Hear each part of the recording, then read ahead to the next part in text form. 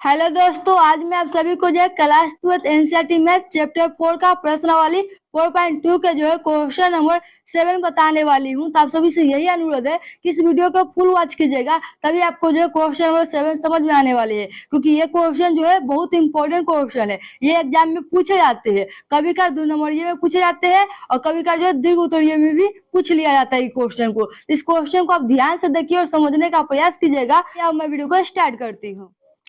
तो यहाँ पर समझ लीजिए क्या कहता है कि सारणिकों के गुण धर्म का प्रयोग करके ही क्वेश्चन 6 से लेकर 14 तक में सिद्ध कीजिए, जिसमें हम क्वेश्चन नंबर 7 को बताने वाली हूँ। तो आप लोग में से बहुत सारे बच्चे के मन में सवाल होगा कि इससे पहले वाले क्वेश्चन कहाँ गया। तो इससे पहले वाले क्वेश्चन को हम बता दिए। यदि आप लोग नहीं देखे तो जरूर देख लीजिएगा। इस वीडियो को देखने के बाद जो है उस वीडियो को भी जरूर देख लीजिएगा। वो वीडियो मिलेगा कहाँ आप सभी को देखने के लिए, तो मेरे चैनल के प्ले लिस्ट में जाइए, वहां पर आपको ये क्लास 12 का मैथ प्लेलिस्ट का नाम है, उस पर जाइएगा तो उस पर आपको सारे वीडियो मिल जाएंगे। क्लास 12 के जितना भी वीडियो होगा सभी आपको मैथ का वीडियो मिल जाएगा, वहां से आप देख सकते हैं, या उसका लिंक भी हम दे देंगे। तो यहाँ पे समझ लीजिए क्वेश्चन नंबर 7। इससे पहले हम 1 2 3 4 5 6 को बता दिए हैं। यदि आप लोग नहीं देखे तो जरूर देख लीजिएगा। ओके, चलिए यहाँ पर समझिए 7 नंबर क्वेश्चन क्या कहता है। ये 7 नंबर क्वेश्चन सारणी का बराबर में आपको लाना है a इंटू में a, यानी कि 4 इंटू में a square into b square into में c स्क्वायर लाना है। यानी कि आपको बराबर में ये लाना है, यानी कि इस सारणी को जो है गुण धर्म का प्रयोग करके इसको हल करके आपको ये प्राप्त करना है 4 के इंटू में a स्क्वायर इंटू में b स्क्वायर इंटू में c स्क्वायर है, तो इसको प्राप्त करना है। तो चलिए इसको हम बनाते हैं। ठीक है, जब भी आप बनाइएगा कॉपी में तो लिखिएगा LH से, ठीक है। और जो है उसको उतार लीजिए। पहला पंक्ति में क्या है, माइनस a स्क्वायर है, AB है और CA, यानी कि AC है। दूसरा काम में है BA है, माइनस B स्क्वायर है और BC है। और तीसरा काम में CA है, CB है और माइनस C स्क्वायर है। अब इसमें से आप जो है सारणिक में गुणधर्म का प्रयोग करने के लिए कहा, तो इसमें से आप कॉमन ले सकते हैं। आप जानते हैं सारणिक में कॉमन क्या होता है, कोई एक पंक्ति से होगा या कोई एक स्तंभ से होगा। ठीक है, तो इसमें बताइए कॉमन क्या हो सकता है। ये आपका हो गया R1, ये हो गया R2 और ये आपका हो गया R3। ठीक है, ये हो गया कॉलम 1, ये हो गया 2, ये हो गया 3। बताइए कि क्या में क्या कॉमन होगा। यानी कि इसमें देखिए तो पहला पंक्ति में भी A है, दूसरा का पंक्ति में B है, तीसरा का में C है। तो यहाँ पर इसे आप कह सकते हैं कि R1 से A कॉमन हो जाएगा और R2 से B हो जाएगा, R3 से C हो जाएगा। तो उसको लिख दीजिए भाषा के रूप में। यहाँ पर लिखिए कि R1 से A, R2 से B और R3 से C कॉमन लेने पर ये भाषा जरूर लिखिएगा। इस तरीके से लिख दिया कि R1 से A कॉमन लिए, R2 से B और R3 से C कॉमन लेने पर जो कॉमन लिए उसको लिखिए। इस तरीके से सारणी बना लीजिए। जो कॉमन लिए उसको इधर लिखिए, सारणी के इंटू में लिखेंगे। तो A कॉमन हुआ है, B कॉमन हुआ है, C कॉमन हुआ, तो लिख दिए A into B into C। देखिए R1 से हम A को कॉमन किए तो क्या बचेगा, यहाँ पर माइनस में A स्क्वायर, तो A हट जाएगा, 2 गो है, एगो A चला जाएगा तो क्या बचेगा, एगो माइनस में A बच जाएगा। यहाँ A भी है, A कॉमन हो जाएगा तो B बचेगा और यहाँ AC है, A कॉमन तो C बच जाएगा। R2 से B कॉमन लिए है तो से B हट जाएगा तो A बचेगा, यहाँ से माइनस B बच जाएगा और यहाँ से C बच जाएगा। R3 से C कॉमन है तो A बचेगा, B बचेगा और माइनस में C बच जाएगा। इस तरीके से आपको दिखाई देता होगा। A B C कॉमन लेने पर क्या बचेगा सारणी में, तो minus A B C, A minus B C, A B minus C। आप देखिए इसमें क्या कॉमन है, तो ये हमारे पास हो गया C1, ये C2, ये C3। C1 में देखिए A है, C2 में B है, C3 में C। यानी कि आप कह सकते हैं कि C1 से A कॉमन हो जाएगा, C2 से B, C3 से C। ठीक है, तो इसको भी यहाँ पर लिख दीजिए, भाषा के रूप में लिखिए तो अच्छा लगेगा। चलिए A इंटू बी इंटू सी, पहले भाषा लिखेंगे ना। लिखिए C1 से A, C2 से B और C3 से सी कॉमन लेने पर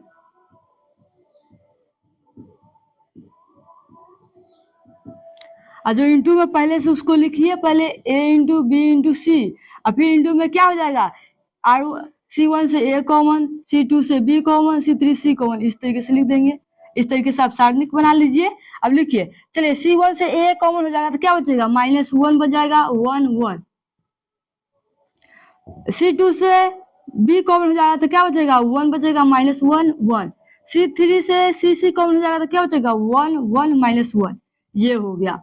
अब इसको आपस में गुना कर लेंगे तो क्या a square b square c square नहीं होगा, होगा, क्योंकि जानते हैं इसको गुना कीजिएगा तो इसमें इससे गुना होगा, a में a से गुना होगा, b में b से गुना होगा, c में c से गुना हो जाएगा, तो ये हो जाएगा a स्क्वायर b स्क्वायर और c स्क्वायर हो जाएगा इस तरीके से। ठीक है, इसको दूसरा में लिखेंगे। यहाँ पर आप देखिए अब क्या करना है, जैसे एक एक हो जाएगा, कोई पंक्ति में लाइन से एक एक हो या कोई स्तंभ में एक एक हो तो उसको जीरो बनाने का प्रयास कीजिएगा। ठीक है, यहाँ पर देखिए इसको जीरो कैसे बनाइएगा, तो अगर हम इसको ले आकर इसमें जोड़ देंगे तो क्या जीरो ना हो जाएगा, -1 + 1 घटकर 0। उसी तरीके से देखिए इसको इसमें ले जाएंगे तो 2 हो जाएगा, लेकिन ये तो 0 हो जाएगा ना, तो इसको इसमें जोड़ने पर यानी कि R2 को R1 में जोड़ने पर 0 और R2 में R3 को घटाने पर 0 हो जाएगा। इसको इसमें ले आकर घटा देंगे तो क्या हो जाएगा, 0 हो जाएगा। तो इसको लिख देती हूँ यहाँ पर ही कि R1 में प्लस R2 करेंगे और R2 में जो है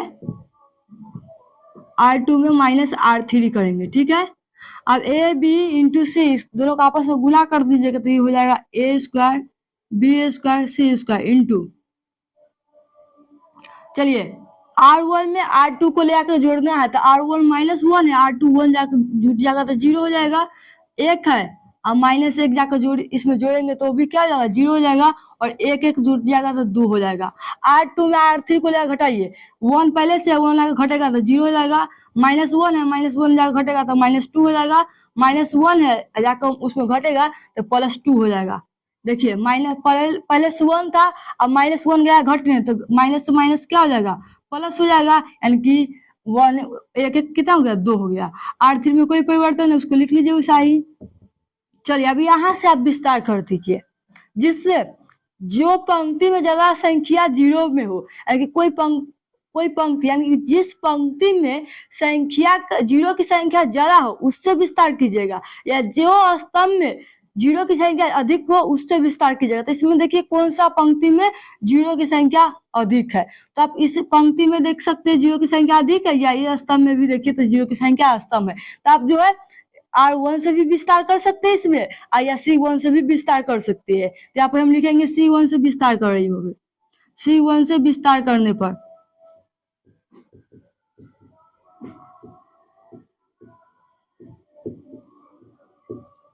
जो इंटू में उसको लिखिए बराबर ब्रैकेट और 0 0 को छोड़ दीजिए क्योंकि उसका वैल्यू भी 0 आएगा। सिर्फ यहाँ पर एक लिखिए, इंटू दीजिए और इसके सामने आमने सामने वाला हट जाएगा, ये बचेगा 0 2 -2 2 बचेगा, 2 में 0 से गुना करने पर 0 चिन्ह माइनस का, -2 में 2 से गुना कीजिएगा तो -4 और पहले से -4 हो जाएगा इस तरीके से।